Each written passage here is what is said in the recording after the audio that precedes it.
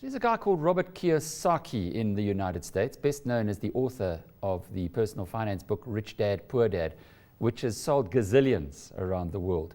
But it's interesting, he's an inspirational story. He's a regular visitor to South Africa and in fact was here this weekend. But when he first wrote Rich Dad, Poor Dad, nobody wanted to publish it. So he published it himself, got 1,000 copies, gave them out to local bookstores, and well, the rest is history. CNBC Africa caught up with him over the weekend to get his views on where investors should be putting their money in the current economic environment. Let's take a look. So this idea of how do you make money, well, what we've got to do is change the school system. Our school system is pumping out CEOs and bureaucrats, people who run companies, but there are no entrepreneurs coming up. And that's really the biggest problem. How can a school teacher teach entrepreneurship when they're risk-averse people? You know, like my poor dad was so risk-averse, don't make mistakes. You got to climb the corporate ladder, all this stuff. You're not going to get rich doing that way. Look at the richest guys on earth, they all dropped out of school. Steve Jobs, the guy who just started, Zuckerberg, Michael Dell, Walt Disney, Richard Branson. So the whole thing is this: our schools are not preparing people to make money. So you got to ask me this question. For me, I'm just playing Monopoly. It's my game. I have a good time in the game. Most people are afraid of the game. That's the problem. I want to touch on what you mentioned about our current economic environment. Right. I mean, you had some very strong views on quantitative easing. As an investor, they're pumping money. People are scared that we may see it tapering off sooner than expected. As an investor, where should I be putting my money? I would be getting more financial education. Let me say it this way, okay? I have been saying this for years. If you read Rich Dad, Poor Dad, which came out in 1996, I said your house is not an asset.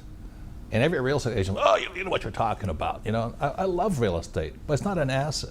A piece of real estate is either an asset or a liability, and that's where education begins. Assets from liabilities. Most people don't. Oh, my house is an asset, and they go do some stupid things.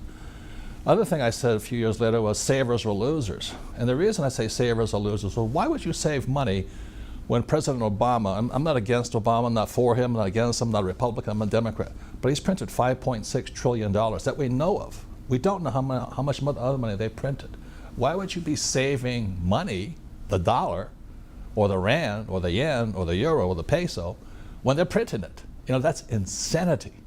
It's absolutely insanity. And the third thing I said, and it's going to come true, unfortunately, was years ago.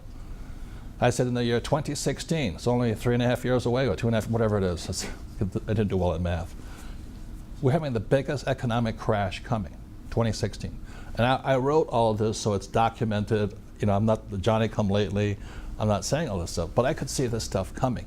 And the reason this is coming is because the U.S. dollar, the dollar is the new gold for the world economy, and the U.S. has the power to print as much as it wants.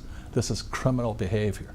So you're saying that you don't see a recovery, even with the data that's been coming. I mean, some of it has been quite promising. Look, I hope I'm wrong. I really hope I'm wrong.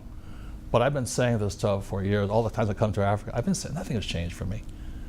I look at the data. To me, it's lies.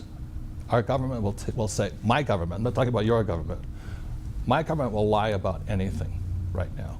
All I'm saying here is this: the situation since 2007 has gotten worse, not better. How do I play to it now with my asset portfolio? Just from your personal view, should I not be playing safe, so I should not be going the bond route? Or no, I'm not saying that. It has nothing to do with the asset, okay?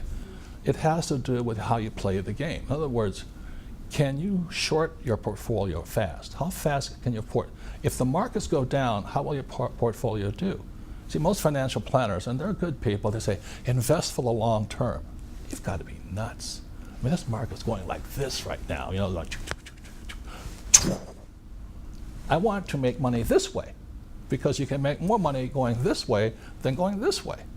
The odds are right now it's going to go this way, not that way. So right now, I think you have about 2-3 years to go, okay, if this baby comes down, how am I going to make money that way? Not, invest for the long term and my stockbroker will protect me. The stockbrokers are in the same boat we all are. So the point here, the beauty of being an investor, a professional investor, an active investor, is you don't care if markets are going up and down. When a person says, well, what can I do? I know they don't know what to do. See, I don't really care if it's going up or down because I'm going to make money.